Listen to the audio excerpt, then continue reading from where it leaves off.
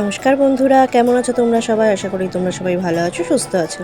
দেখো আজকে আবার একটি রান্নার রেসিপি নিয়ে চলে এলাম। আজকে নিয়ে চলে এলাম বাটার চিকেন। যেহেতু সানডে, চিকেন না হলে হয় না, তাই ভাবলাম ভিন্ন স্বাদের একটু রান্না করি আজকে। ফার্স্টেই দেখো চিকেন নিয়েছি বোনলেস চিকেন। তোমরা চাইলে উইথ বোনও নিতে পারো। তারপরে একটু লেবু স্কুইজ করে নিচ্ছি, ওখানে মাখিয়ে নেব। মাখিয়ে কিছুক্ষণ ম্যারিনেট করে রাখলে ভালো হয়, তাহলে মাংসটা বেশ নরম থাকে। মাখিয়ে বেশ কিছুক্ষণ রেখে দেব। তারপরে দেখো এখানে নিয়ে নিয়েছি রসুন, পেঁয়াজ আর টমেটো। এগুলোকে এখন তেলে ভেজে নেব, গোটা গোটাই ভাজবো। কড়াইতে তেল দিয়ে দিয়েছি আর সাথে দিয়ে দিলাম একটু বাটার। বাটারটা বেশ খানিকটাই দিতে হবে, যেহেতু বাটার চিকেন তাই। তারপরে এখানে ওইগুলো দিয়ে দিলাম।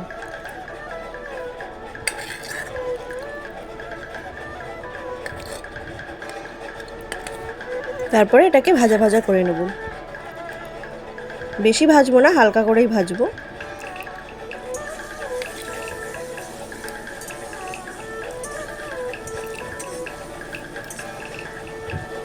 দেখো এটা ভাজা কমপ্লিট, এবার নামিয়ে নেব।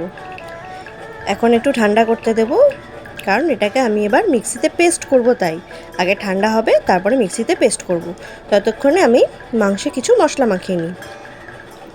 দেখো নিয়ে নিলাম নুন, হলুদ, গরম মশলার গুঁড়ো আর একটু কাশ্মীরি লঙ্কা গুঁড়ো। এবার সবগুলোকে একসাথে ভালো করে মাখিয়ে নেব।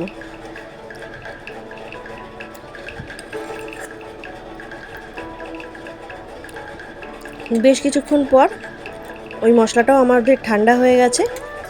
এবার ওটাকে মিক্সিতে পেস্ট করে নেব।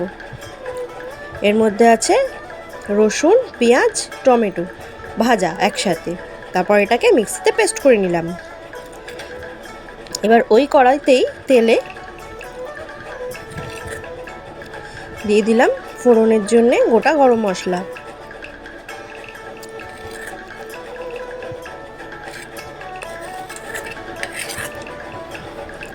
তারপরে দিয়ে দিলাম পেঁয়াজ কুচি।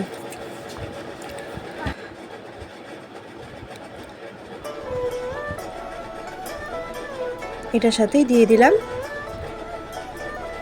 ওই বাটা মশলাটা। এবার ভালো করে নাড়িয়ে নেব।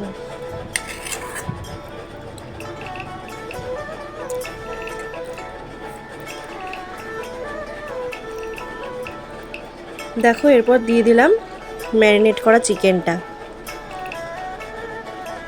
এখন ভালো করে কষবো যতক্ষণ না মশলা থেকে তেল ছেড়ে আসছে।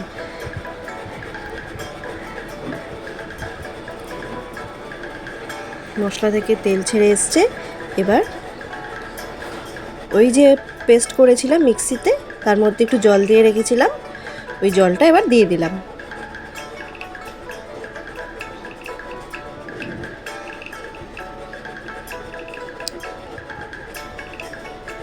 হয়ে এসছে আমার বাটার চিকেন। আর একটু শুকিয়ে গেলেই নামিয়ে নেব। শেষে দিয়ে দিলাম আর একটু বাটার। ব্যাস রেডি হয়ে গেল আমার বাটার চিকেন। দেখো তো বন্ধুরা কেমন লাগছে দেখতে।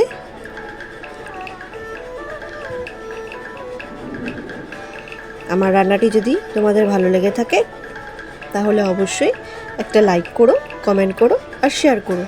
আর হ্যাঁ, অবশ্যই চ্যানেলটিকে সাবস্ক্রাইব করো।